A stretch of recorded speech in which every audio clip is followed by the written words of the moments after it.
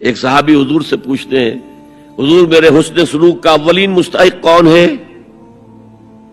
فرمایا تمہاری والدہ۔ پھر پوچھا ان کے بعد کون؟ پھر کہا تمہاری والدہ۔ پھر پوچھا ان کے بعد کون؟ پھر کہا تمہاری والدہ۔ پھر پوچھا ان کے بعد کون؟ تو کہا تمہارے والد۔ 3 درجے۔ اور یہ جو فرمایا الجنت تحت اقدام الامہات، جنت تو ماؤں کے قدموں تلے ہے، یہ باپ کے بارے میں تو نہیں فرمایا۔ وَقَضَىٰ رَبُّكَ أَلَّا تَعْبُدُوا إِلَّا إِيَّاهُ وَبِالْوَالِدَيْنِ إِحْسَانًا۔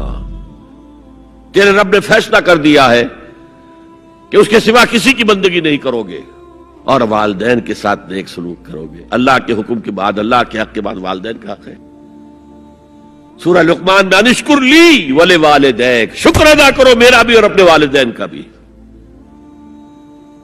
اور سورہ بنی اسرائیل میں تو کیا تفصیل آئی ہے، اگر تمہارے والدین میں سے ایک یا دونوں تمہارے پاس بڑھاپے کی عمر کو پہنچ ہی جائیں،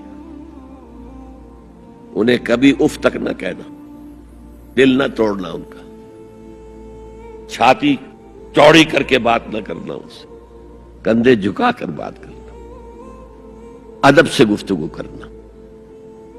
قل لہما قولا کریما واخفض لہما جناح الذل من الرحمہ، اپنے کندھوں کو جھکا کر رکھنا، اور پھر کہنا، اللہ سے دعا کرنا، رب ارحمہما کما ربیانی صغیرا، پروردگار میرے ان والدین پر رحم فرمائیو جیسے کہ انہوں نے مجھے پالا تھا جبکہ میں چھوٹا سا تھا۔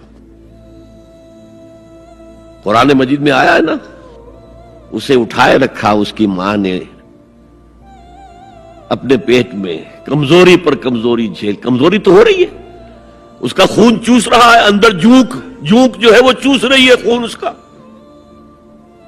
اور سب ماؤں کو تو اتنی نرشمنٹ موجود نہیں ہوتی کہ آپ پریگننسی میں اس کے لیے ضروری نرشمنٹ فراہم کر دیں۔ وہنن علی وہنن، کمزوری پر کمزوری جھیل کر بھی اپنے پیٹ میں اٹھائے رکھا۔ وفصالہ فی عامین، اور پھر دودھ چھڑانا ہوا 2 سالوں میں۔ وہ جھونک جو ہے وہ پھر اس کی چھاتیوں سے چمٹ گئی، لہذا اس کا حق 3 گنا زیادہ ہے باپ سے۔